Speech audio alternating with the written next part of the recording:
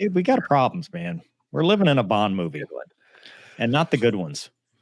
So, Gonky, have you heard of this? Nope. So, Russia, they just it was on Twitter most recently, where all the senators came out and they're like, we need to tell the world about this new Russian threat. And apparently, they're developing a nuclear space weapon to destroy satellites with a massive energy wave, basically an EMP in space.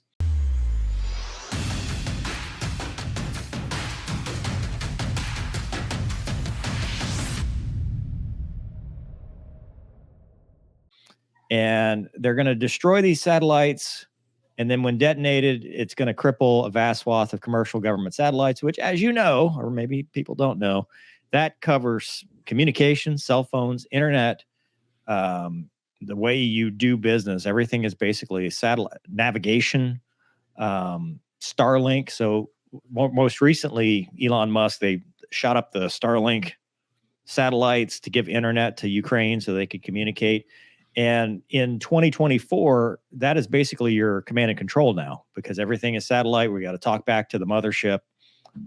It could be the mothership. I mean, hell, they could be shooting the aliens down for all I know. But they said it was a last-ditch weapon. And then they go on to say, but it's a violation of the Outer Space Treaty, which Russia is a signatory, although... Well, good. That'll save us. Yeah, the fact that... well, their word is their bond, right? I mean, obviously, no one ever lies if it's a treaty.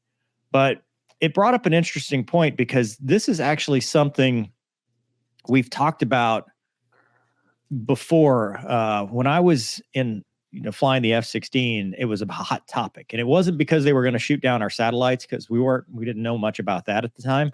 But we always had a feeling there were ways that the enemy could deny our ability to communicate. And we still had to go through with it. And we trained a lot to it, specifically to the point that, sometimes for the readiness exercises, we turn everything off and it would just be, you're out on your own as a roving motorcycle gang and hope it worked. And a lot of times it did. And a lot of times it didn't. We learned a lot of good lessons. But I mean, what do you guys think in this scenario?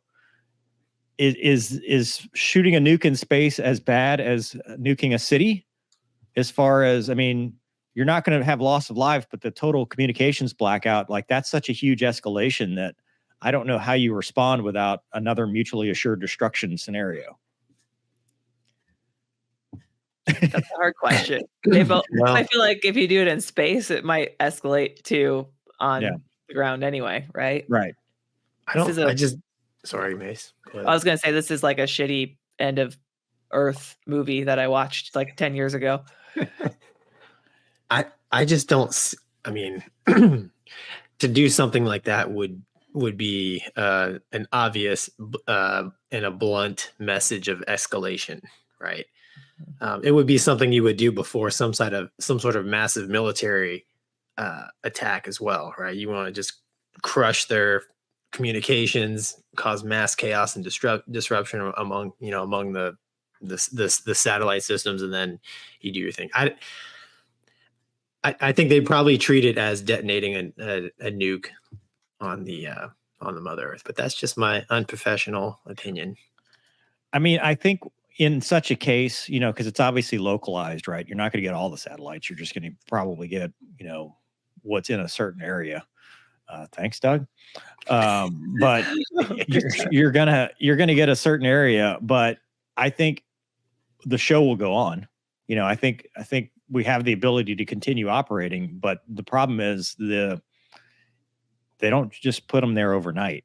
So to rebuild that infrastructure after such an attack, even if it doesn't escalate to something on the ground, it's going to take a while. You're going to be blacked out for a long time and resorting to old school, radio waves. And, I mean, it's you're going to be taking a step back technology wise in that area. That's just it. Like we don't practice to that anymore.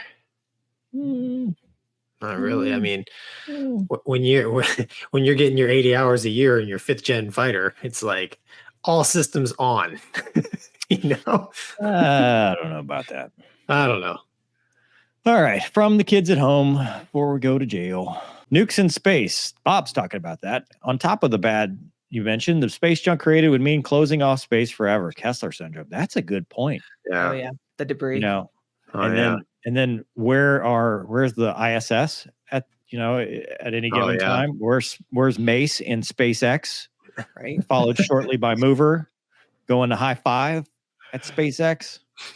Elon, send me some pictures.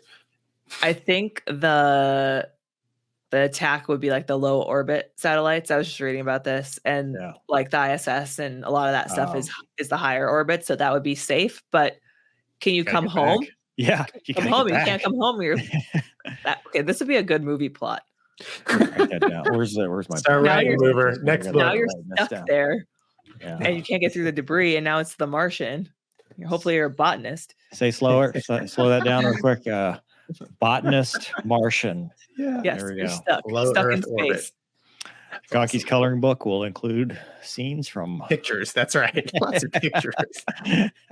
That's all good. Space junk. Time for space nets.